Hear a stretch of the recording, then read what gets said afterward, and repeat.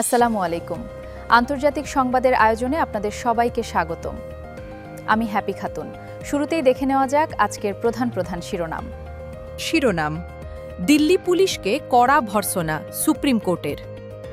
লাঠি চার্জ নিয়ে প্রধান বিচারপতির বিস্ফোরক মন্তব্য। ভারতে প্রশ্নফাঁসকারীদের বিরুদ্ধে মোদী সরকারের বড় সিদ্ধান্ত। 10 বছরের জেল, 10 কোটি টাকা জরিমানা। বাংলাদেশ ভারত জুড়ে সক্রিয় ভুয়া তান্ত্রিক চক্র। গুগল পে ও ভারতীয় সিমে চলত ভয়ঙ্কর প্রতারণা। সংখ্যালঘুদের ওপর হামলা নিয়ে বিস্ফোরক দাবি। 91% ঘটনা অন্তর্বর্তী সরকারের সময়, ঐক্য পরিষদ। এতক্ষণ শুনছেন শিরোনাম, এখন শুনবেন বিস্তারিত। ভারতের পরীক্ষা ব্যবস্থায় আমূল পরিবর্তন আনতে লোকসভায় আজ একটি নতুন বিল পেশ করেছে নরেন্দ্র মোদীর সরকার। প্রধানমন্ত্রী আগেই জানিয়েছিলেন যে প্রশ্নফাঁস রুখতে কঠোর পদক্ষেপ নেবে তার সরকার। এমনকি পরীক্ষা ব্যবস্থায় আমূল পরিবর্তন আনার জন্য একটি টাস্ক ফোর্সও তৈরি করা হয়েছে বলে জানান তিনি। তারপর আজ সোমবার পার্লামেন্টে এই বিল পেশ হয়। বিলটির নাম দেওয়া হয়েছে public examinations prevention of unfair means amendment bill 2026। বিলটি আইনে রূপান্তরিত হলে যে কোনো পাবলিক পরীক্ষায় প্রশ্নফাঁসে অভিযুক্তদের 10 বছরের জেল ও 10 কোটি টাকা পর্যন্ত জরিমানা হতে পারে। ককরোচ জনতা পার্টি ও ছাত্রযুবদের লাগাতার আন্দোলনের ফলে ধর্মেন্দ্র প্রধান শিক্ষামন্ত্রী পদ থেকে ইস্তফা দেওয়ার পরে দায়িত্ব নিয়েছেন প্রহ্লাদ যোশী। তারপরেই সরকার একের পর এক ব্যবস্থা নেওয়ার কথা জানাচ্ছে। লোকসভায় বিলটি পেশ হতেই বিরোধীদের মধ্যে বিক্ষোভ দেখা দেয়। সংশোধনী বিল নিয়ে যথেষ্ট আলোচনার দাবিতে হট্টগোলের জেরে সংসদের 2 কক্ষের অধিবেশন মুলতবি হয়ে যায়। ফেসবুকে তান্ত্রিক পরিচয়ে স্বামী স্ত্রী সম্পর্ক জোড়া লাগানো ও জাদুটোনা দূর করার নামে প্রতারণা করে অর্থ আত্মসাতের অভিযোগে 3 জনকে গ্রেফতার করেছে police bureau of investigation PBI. চক্রটি ভারতীয় সিম ও গুগল পে ব্যবহার করে ভারত থেকেও অর্থ সংগ্রহ করত বলে জানিয়েছে সংস্থাটি। সোমবার এক সংবাদ বিজ্ঞপ্তিতে পিবিআই জানায়, আসামিরা একটি সংঘবদ্ধ প্রতারক চক্রের সক্রিয় সদস্য। চক্রটি তান্ত্রিক কবিরাজ, হোসেন কবিরাজ, আসমা কবিরাজ এবং রহমত আলী কবিরাজ নামে ভুয়া ফেসবুক আইডি ও ইমো অ্যাকাউন্ট ব্যবহার করে তান্ত্রিক পরিচয়ে স্বামী স্ত্রীর সম্পর্ক জুড়ে দেয়া ও জাদুটোনা দূর করার নামে যোগাযোগ স্থাপন করত।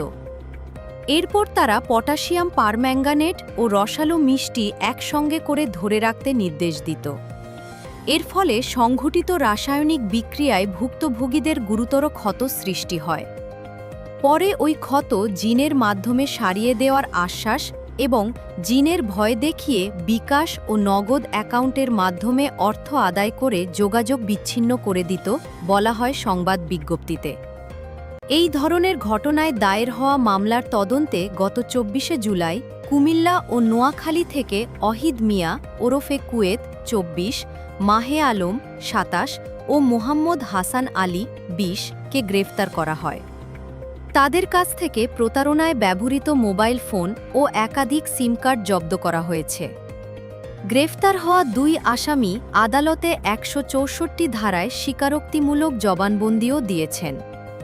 পিবিআইর তদন্তে জানা গেছে, প্রতারণার মাধ্যমে আদায়কৃত অর্থের একটি অংশ অহিদ মিয়া ওরফে কুয়েত নামক আসামির ব্যবহৃত মোবাইল নম্বরে স্থানান্তরের প্রমাণ পাওয়া যায়। এছাড়া মাহে আলম তার নিজ জাতীয় পরিচয়পত্রে নিবন্ধিত বিকাশ সিম ব্যবহার করে প্রধান অভিযুক্তকে প্রতারণামূলক কর্মকাণ্ডে সহায়তা করতেন। প্রতারক চক্রটি পার্শ্ববর্তী দেশ ভারতেও একই ধরনের ভুয়া ফেসবুক পেজ পরিচালনা এবং ভারতীয় মোবাইল নম্বর ব্যবহার করে সাধারণ মানুষের সঙ্গে প্রতারণা করত। বাংলাদেশ ভারত জাফলং সীমান্তে গিয়ে ভারতীয় সিম কিনে আসামিরা গুগল পের মাধ্যমে অর্থ বাংলাদেশে এনে আত্মসাৎ করত। তাদের অধিকাংশ গ্রাহক ভারতীয় নাগরিক। চক্রটির অন্য সদস্যদের শনাক্ত ও গ্রেফতারের চেষ্টা চলছে বলেও জানিয়েছে সংস্থাটি। বাংলাদেশে হিন্দু, বৌদ্ধ, খ্রিস্টান ঐক্য পরিষদ দাবি করেছে, গত 23 মাস বা প্রায় 2 বছরের মধ্যে হিন্দু সম্প্রদায়ের উপর যে প্রায় 3000 হামলার ঘটনা ঘটেছে, তার 91% ঘটেছে অন্তর্বর্তী সরকারের সময়। বিশেষ করে অন্তর্বর্তী সরকার দায়িত্ব নেওয়ার পর প্রথম ৫ মাসেই ৭৩.৭% হামলার ঘটনা ঘটেছে। অন্যদিকে এই বছরের জানুয়ারি থেকে জুন পর্যন্ত হিসাব তুলে ধরে পরিষদ দাবি করেছে এখন হামলার ধরন বা সহিংসতা গণ আক্রমণ থেকে লক্ষ্যভিত্তিক নির্যাতনে রূপান্তরিত হয়েছে। গত ৬ মাসে সারা দেশে ২৫৭টি সহিংসতার আংশিক ঘটনা ঘটেছে বলে পরিষদ দাবি করেছে। সোমবার ঢাকায় জাতীয় প্রেস ক্লাবে বাংলাদেশ হিন্দু বৌদ্ধ খ্রিস্টান ঐক্য পরিষদের পক্ষ থেকে করা একটি সংবাদ সম্মেলনে এসব তথ্য জানানো হয়। সংবাদ সম্মেলনে অভিযোগ করা হয় ২০২৫ সাল ও ২০২৬ সালের প্রথম ৬ মাসে সহিংসতার ঘটনা প্রায় একই রকম রয়েছে। এর মধ্যে তুলনামূলকভাবে ২০২৬ সালে হত্যার শিকার, উপাসনালয়ে হামলা, প্রতিমা ভাঙচুর, লুটপাট ও অগ্নিসংযোগ, হামলা/হত্যার হুমকি/ নির্যাতন, উপাসনালয়ে জমি দখল/দখলের চেষ্টা ২০২৫ সালের চেয়ে বেশি। সেখানে বলা হয়েছে ২০২৪ সালের ৫ই অগাস্ট ৩১শে ডিসেম্বর এ ৫ মাস, ২০২৫ সালের ১লা জানুয়ারি থেকে ৩১শে ডিসেম্বর এ ১২ মাস এবং চলতি বছরের প্রথম ৬ মাস এ ২৩ মাসের তুলনামূলক চিত্র সংবাদ সম্মেলনে তুলে ধরে বলা হয় এ সময়ে সংঘটিত মোট ২৯৬৩টি ঘটনা ৭৩.৭% সংঘটিত হয়েছে ৫ অগস্ট পরবর্তী ৫ মাসে। এ সময়কালটি ছিল ব্যাপক আকারের গণ সহিংসতার পর্যায়। হামলার মূল লক্ষ্য ছিল সংখ্যালঘু সম্প্রদায়ের বসতবাড়ি, ব্যবসা প্রতিষ্ঠান এবং ধর্মীয় স্থাপনা।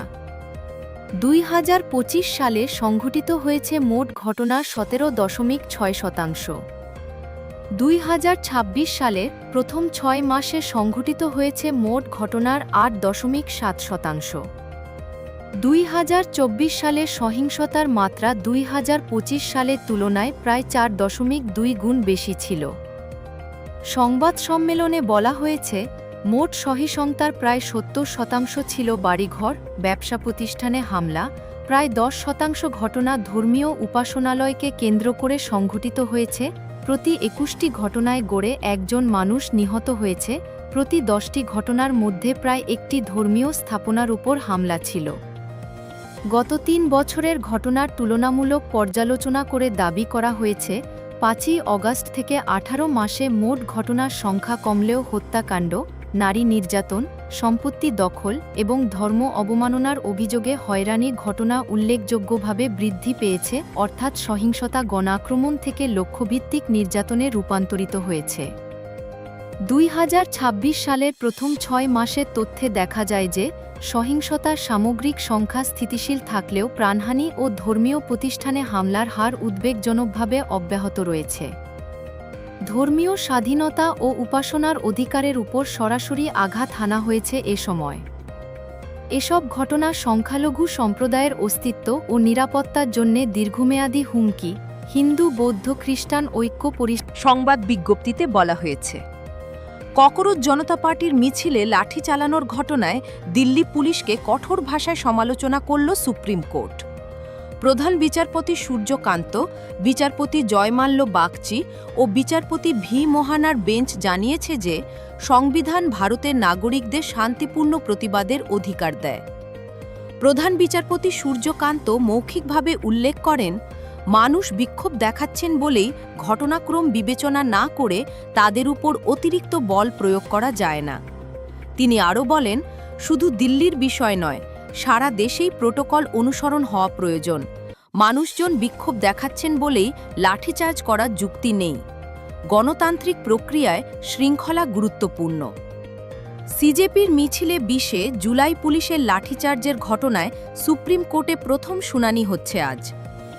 এর আগে সুপ্রিম কোর্টে এই সংক্রান্ত ভিডিও প্রমাণ নিয়ে এক আইনজীবী আপিল করলেও মামলা শুনতে রাজি হননি প্রধান বিচারপতি। তিনি বলেছিলেন, ভিডিও দেখিয়ে কোর্টের ও আপনার সময় নষ্ট করবেন না। তবে পরে প্রধান বিচারপতি সূর্যকান্ত স্পষ্ট করেন যে তিনি আসলে বলতে চেয়েছিলেন আদালতের প্রক্রিয়ার মাধ্যমে আপিল করতে। হঠাৎ করে একটি আর্জেন্ট হিয়ারিংয়ের আবেদনে রাজি হননি তিনি।